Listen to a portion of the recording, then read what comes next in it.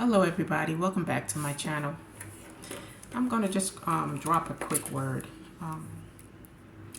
I've been thinking lately, well, God has been dropping it in my spirit about family and the heads of household. And I've been thinking, I really don't think, and I'm just going to talk about the men, I really don't think the men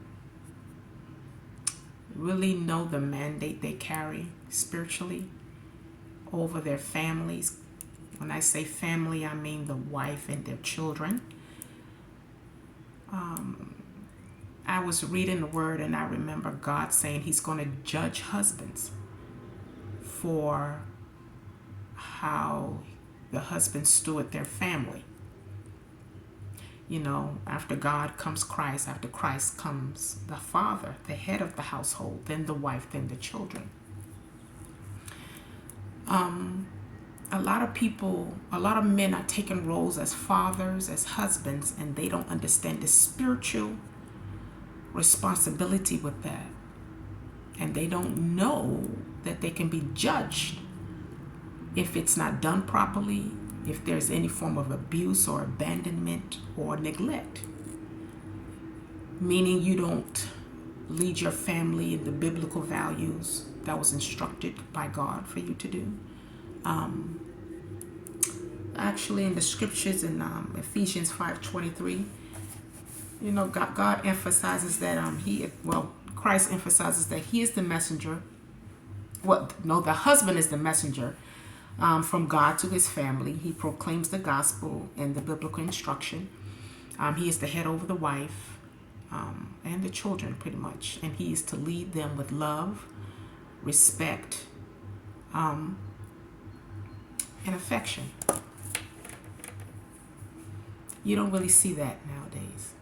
You have a lot of single mother family units now, a lot of daddies with the baby mamas, and I just think sometimes it's just taken for granted. Just getting married because you feel like you're not really really considering the spiritual factors that go with that. Even just being a father. Men are held accountable. I remember when I was going through my issues with my parents, I told you my father is a warlock, my mother is a witch. And when you come with that kind of dynamic, everything in the household is dysfunctional. Everything. Do you know what the Lord said to me? He said he's going to hold my father 1,000% accountable before the demise of his family. The spiritual dysfunction, the emotional dysfunction, the physical dysfunction. He said it's all going to be on his head.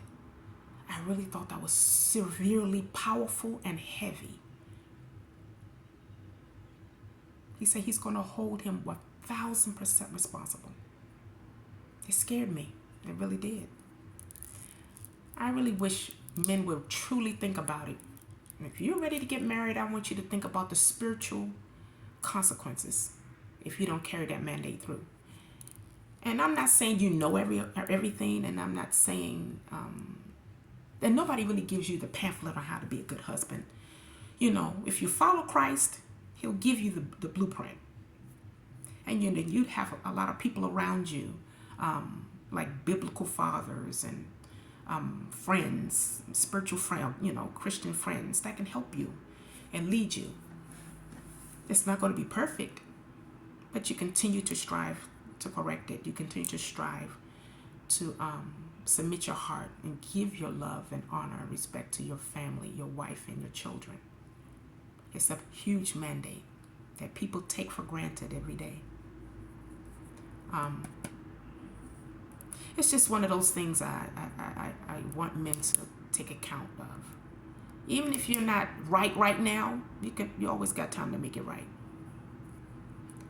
I remember God, I'm divorced. I'm a single mother. And he always said, your children are your first ministry. Don't you ever forget that. Your children are your first ministry. Teach them in the way they should go. Give them the biblical standards, my biblical rules. Even if I just plant a seed, I might not win them to Christ, but I can at least plant the seed, And yeah,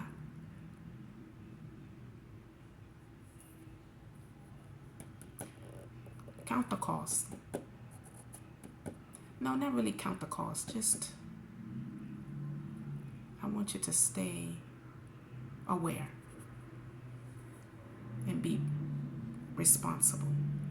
When you're ready to get married and you're ready to do that and make it official, I need you to really consider the spiritual ramifications of being the head of a household.